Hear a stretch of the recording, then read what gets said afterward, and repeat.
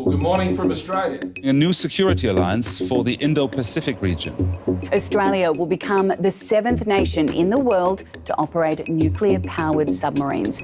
Beijing said the pact was extremely irresponsible. I want to thank that fellow down under. Thank you very much, pal. It was one of the more spectacular, if briefly awkward, announcements of the Morrison government. Spectacular, if only for the secrecy with which the huge strategic tripartite deal had been done. It represented an aggressive new combined stance against China, an economic powerhouse that had started to be seen as a serious strategic threat. The decision we have made to not continue with the Attack-class submarine and to go down this path is not a change of mind, it's a change of need. We will, over the next 12 to 18 months, undertake that detailed work with US and UK partners. Now 12 of those months are gone, but we know virtually nothing more about what AUKUS will provide, and in particular what is happening to Australia's future submarine capability. We don't know what boats will be built, who will build them, or most significantly, when they will be available. I look at different aspects of this problem virtually every day, and there's no clear, standout, single, obvious way forward. Australia in general has done a bit of a crash course in nuclear submarine issues over the last year. The huge strategic questions about new submarines for Australia has now fallen in the lap of a new government.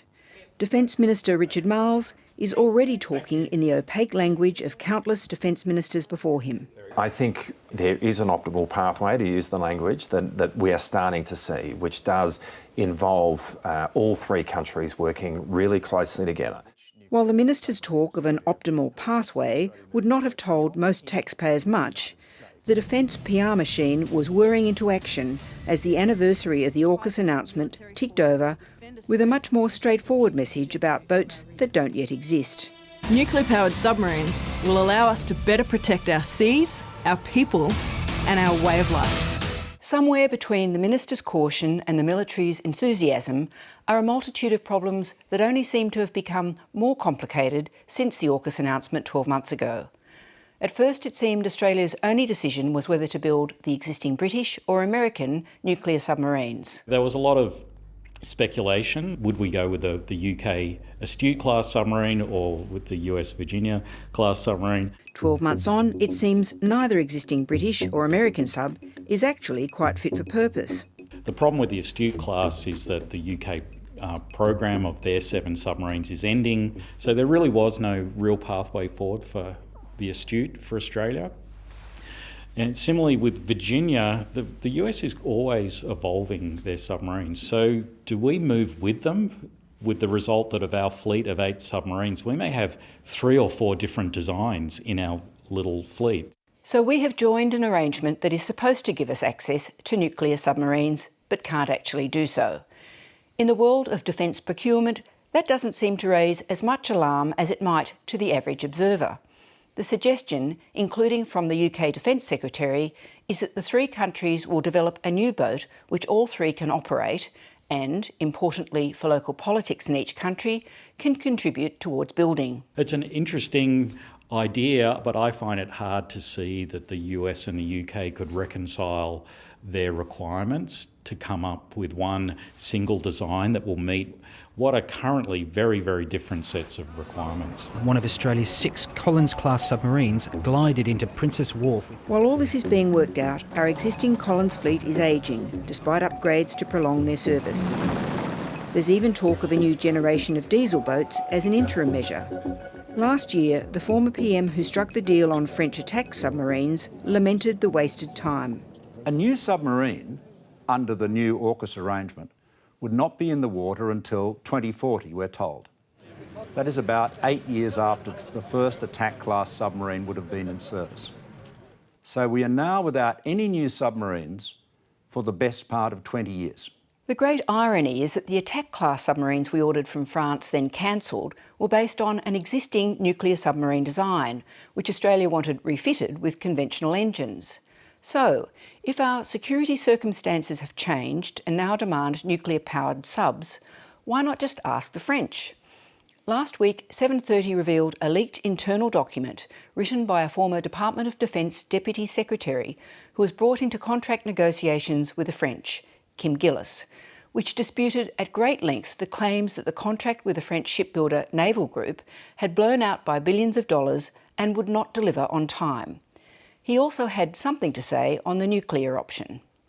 The Australian submarine that we all just spent time redesigning at the request of the Commonwealth is based on the most modern, safest mid-sized nuclear submarine in the world, the Suffren class.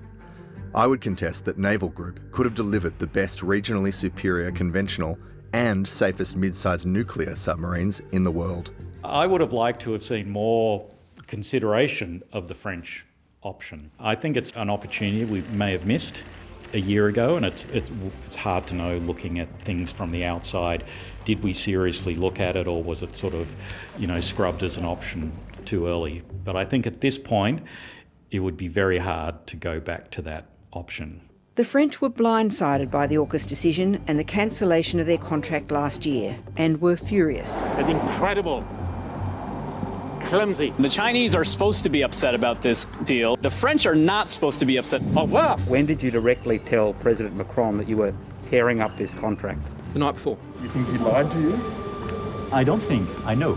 The French nuclear submarines might have had another advantage. They run on low-enriched uranium. The US and UK boats run on weapons-grade or highly enriched uranium. This was sold as a positive, as it would mean you never had to refuel the subs or touch the sealed reactor.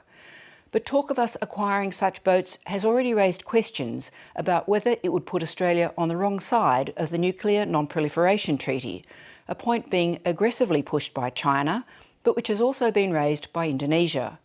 It's a point also raised in the leaked memo. I also note that France is the only country with the technical knowledge to have converted its nuclear submarines from highly enriched uranium to low enriched uranium to ensure they complied with their obligations under the Nuclear Non-Proliferation Treaty. It would set a huge precedent of a nuclear weapon state providing a non-nuclear weapon state with a very large amount of weapons-grade uranium. The government said the problem with the French nuclear submarines, which use low enriched uranium, is that they need to be refueled every 10 years. My view is that's a pretty routine kind of operation. The man who will have to find a way through these complex problems is the Chief of the Nuclear Submarine Task Force, Vice Admiral Jonathan Meade. He is due to report back on options by the end of March.